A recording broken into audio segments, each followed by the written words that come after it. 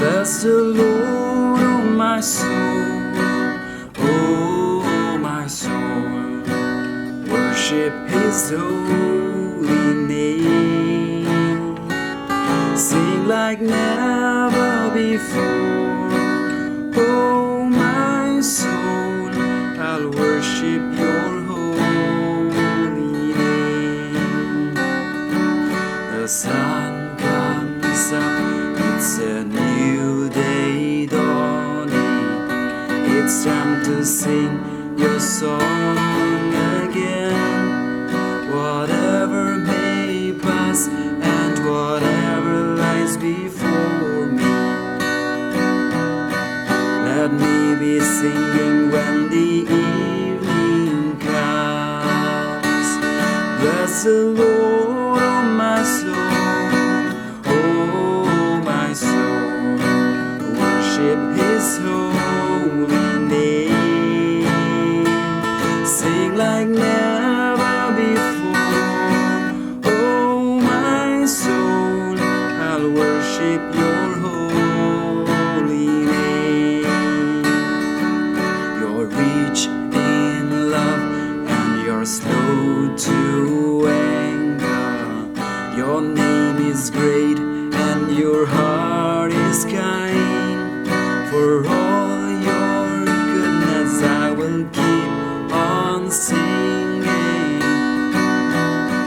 10,000 reasons for my heart to find. Bless the Lord, oh my soul, oh my soul, worship His holy name. Sing like never before, oh my soul, I'll worship your holy name.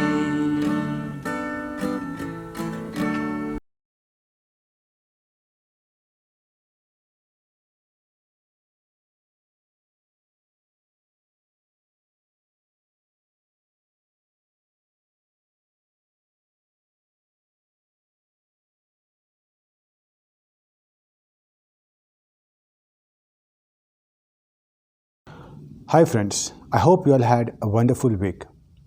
Today let's talk about something very interesting, a topic called corruption. And what is a corruption? A problem without an answer. I'm sure that all of you are aware about the corruption. In simple words, when two or more people undertake an exchange relation by way of successful transfer of money or power which sidesteps legality or morality to regulate the relation. Never mind about the definition. Let's talk about something simple. Do you do corruption? Are you part of corruption? I'm sure your answer will be no or yes. Let's keep it there. What are the various types of corruptions that you know? Well, let me point out something simple. First, the body corruption. I'm sure that you must have seen the movie PK, and in PK he asked this simple question, where is the tappa? Show me. Where is the body mark? Show me. All of us like to decorate our body. That's bodily corruption. What about corruption of soul? By doing immoral things, things that do not please our Creator. And finally, we have corruption of matter, the power, wealth, etc., etc. A simple question. Is India a corrupt country? Your answer will be yes. Some years back, India ranked 84th in the most corrupted countries of the world. I hope and pray that this number has not gone closer to 1 to 10, but we are gone more than 100 behind. A corrupt society stops valuing integrity, virtual or moral principles. It exploits India's scarce resources, derail country's economy. In recent past, we have untold numbers of people who have robbed our country. And what has happened to them? Nothing. They are happily staying away from the country. I'm sure that you must be having a lot of names to your mind who rob our country right and left. What are the major areas of concerns? Definitely it takes a lot of hard work for the government to plan, but nothing works. When Modi government came into power, they clearly said that they will get black money back. We just believe that a hope that they must have done something about it. But we know corruption goes on and on and on. By politics, bureaucrats, land, property, simple civic sectors like education, medication, you name it, and we have the corruption. Income tax departments, there are defaulters who do not pay the taxes. Most of us fall in that category. We do not pay our taxes. We become part of corruption. There are armed forces. There are lot of illegal things are happening in armed forces too. Buying and selling of information, the material, ammunition, that is hampering the growth of our country. Religious institutions are not far from it. All of us are part of it. Our churches, our temples, our mosques are part of corruption.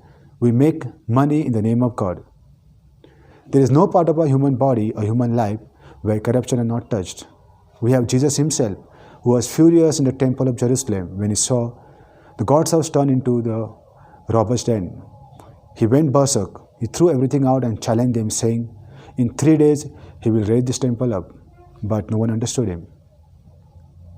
Well, there are a lot of causes of corruption. We can go on writing and writing, but they will not end.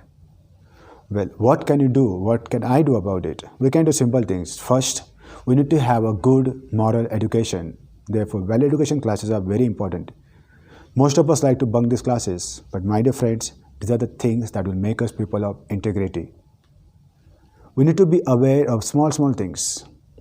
Most of us go to shopping centers, we go to malls, we buy things without checking the prices. But when you go to buy simple vegetables, we fight tooth and nail for 1 rupee from the poor people. That's the biggest corruption that we do. I'm sure that you must have heard these popular scams. 2G spectrum scam. Now we have 5G. We had Commonwealth game scam. We had Telgi scam, IPL scam, Satyam scam. Then we had Vijay Mallya scam, Nirav Modi scam, Mehul Choksi scam. Recent past we had PNB scam, Fodder scam. These are the common scams that come to our mind. There are so many others which we have never heard also. What happens to it? Money comes and money goes, but nothing is accounted. What can we do about it? If we want a good India, a good country to be built, we need to be accountable in small things. Those who are accountable in small things, they will be given the bigger responsibility in the kingdom of heaven. Let us start with ourselves first. Can we stop corruption from a personal level, at our home, with our friends, in our schools, colleges, or workplace society? Can we stop it? I think if we want, we can. As you go ahead, my dear young people, I wish and pray that you may become backbone of this country. You become a resource to elevate and throw away the poverty from our country. We need some good leaders who are sitting among you. They need to come ahead because you have the brain, you have the power, you have the energy to do a lot of good things for our country. Let's come together, let's work together to make India corruption-free country. God bless you and have a good day.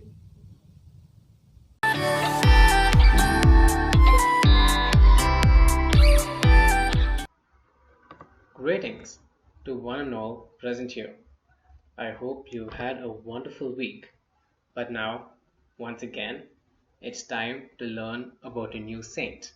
So, welcome back to Let's Saint a Story. Once again, here we are at the gates of heaven. Let's recall the saints. Right towards the left, we have Blessed Charles de Foucault. Right here, we have Saint Romero. Right here, we have Saint Francis of Assisi. Here, we have Dominic Savio.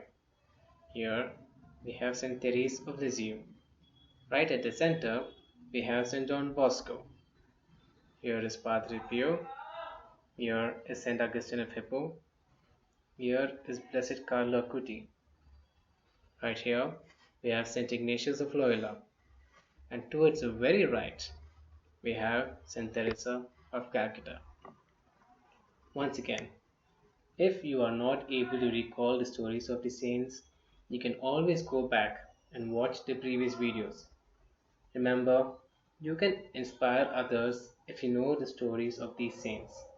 By telling these stories, you can certainly inspire not only others, but yourself too, thus working on yourself and helping yourself become a better person.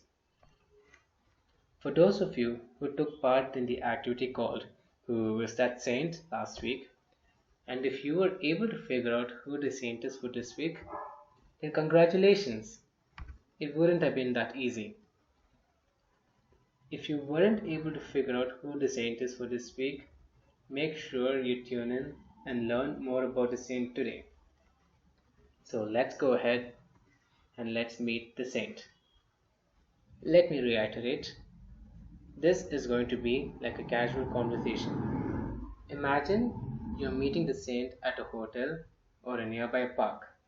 You want to make a new friend, so you ask a few questions, and the saint answers. Thus, you get to know more about the saint and you make a new friend. So let's go and start our conversation with the saint. This is the person you see in front of you, a rather young girl. So let us go and learn more about this person. You start off by saying, "Hi, it's so nice to meet you.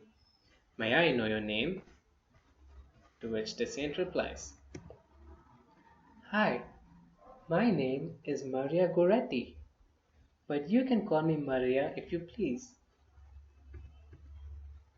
"Tell me about your younger days, Maria."